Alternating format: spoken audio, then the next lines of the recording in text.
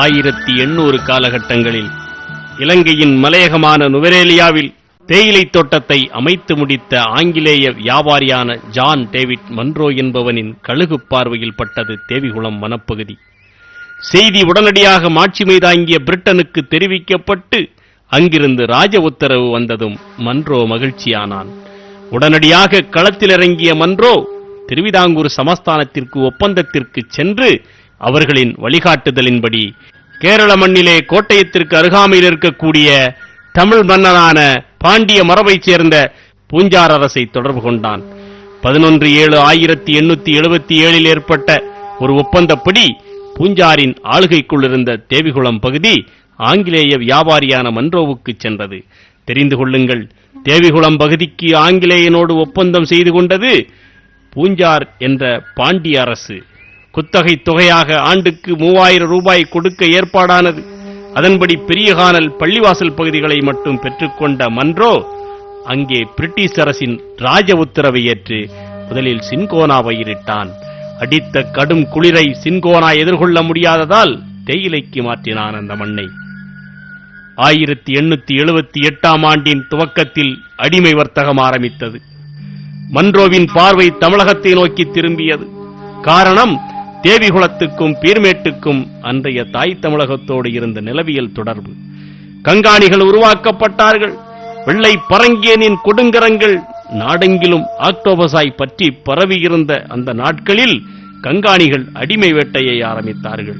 முதலில் நெல்லை சீமையிலும் தொடர்ந்து மதுரை, செங்கல்பட்டு, புதுக்கோட்டை என தளத்தை விரித்துக் கொண்டார்கள்.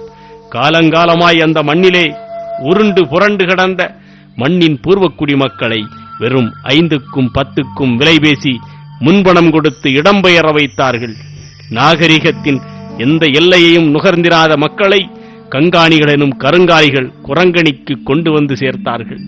இந்த குரங்கணி இன்றைய தேனி மாவட்டத்தில் போடியின் வடபுறத்தில் அமைந்திருக்கும் ஒரு பகுதி.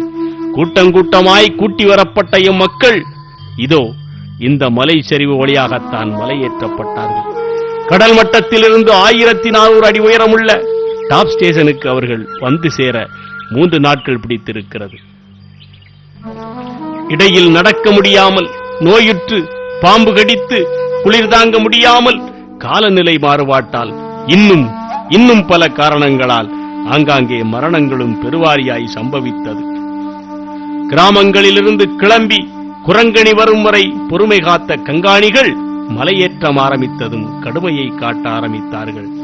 ஏமிட்டி நடங்களாமல, அந்த முண்ட செத்து தொலையட்டும், நீ நடலா. கணவனை இழந்த மனைவியும் மனைவியை இழந்த கணவனும் 10 மாதம் சுமந்து பெற்ற பிள்ளைகள் குளிர் தாங்க முடியாது செத்து மடிந்த போதும் கங்காணிகள் யாரையும் அளவிடவில்லை. ஆங்கிலேயனின் கொடிய தேயிலை வர்த்தக பேராசை ஆயிரக்கணக்கான தமிழ் மக்களை அடிமாடாக்கியது. குரங்கணியிலிருந்து டாப் ஸ்டேஷன் வரை உள்ள 18 கிலோமீட்டர் பகுதியில் செத்து விழுந்த எவரும் முறையாக அடக்கம் செய்யப்படவில்லை. கூட்டம் டாப் ஸ்டேஷன் வந்ததும் நரிகளின் ஊளை சத்தம் உச்சியை எட்டி இருக்கிறது. அதுவரை அத்தனை உடல்களை பார்த்திராத நரிகளுக்கு கங்காணிகளை விட பேராசை இருந்திருக்கவா செய்யும்.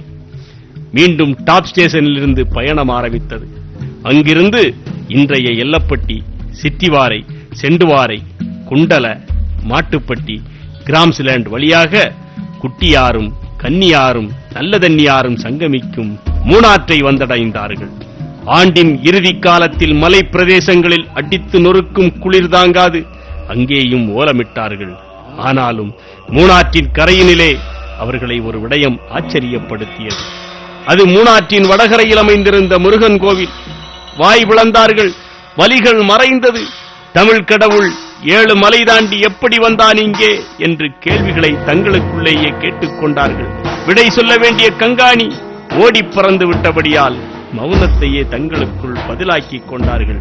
ஒன்று மட்டும் உரைத்தது அவர்களுக்கு, நாம் வந்திருப்பது நமது பூமிக்குத்தான் என்ற மனநிறைவு அவர்களை மகிழ்ச்சி கொள்ளச் செய்தது. மகிழ்ந்தார்கள். துன்பத்திலும் அவர்கள் கண்ட பேரின்பம் இது. மூணாற்று கரையில் அடித்து நொறுக்கிய குளிரில் கடித்து தொலைத்த அட்டைகளோடு எப்போதும் எச்சரித்துக் கொண்டு அலைந்த காட்டு யானைகளுக்கு மத்தியில் 1878 ஆண்டு பார்வதிமலை எனுமிடத்தில் முதல் தேயிலை செடியை நட்டாள் தமிழச்சி ஒருத்தி. பட்டினியும் பசியும் பிடுங்கி தின்ன பரட்டை தலையோடு அன்று அவள் நட்ட தேயிலையில் வயிறு வளர்த்துக் கொண்டவர்கள் முதலில் ஆங்கிலேயர்கள், பின்னர் மலையாளிகள். எந்த பார்வதி மலையில் முதல் தேயிலையை ஊன்றி உரமானார்களோ அதே பார்வதி மலையை சொந்தங்கொண்டாட முனைந்த குற்றத்துக்காக 2006ஆம் ஆண்டு மலையாள காவலர்களால் அடித்து துவைக்கப்பட்டார்கள் எம் தமிழ் மக்கள். ரத்தத்தை அன்று சிந்த வைத்தது ஆங்கிலேயன் என்றால் இன்று சிந்த வைப்பது மலையாளிகள். நாளொரு வாழ்க்கை என்பதை நரகத்தின் உச்சமாக உணர்ந்தார்கள். அழுதார்கள், புலம்பினார்கள், ஓலமிட்டார்கள், துணை கிளைக்க நாதியற்று துவண்டு போனார்கள். மூணாறு மலைச்சரிவுகளில் ஒலித்த என் தமிழ் மக்களின் மரண ஓலம் அன்று எந்த சாமிக்கும்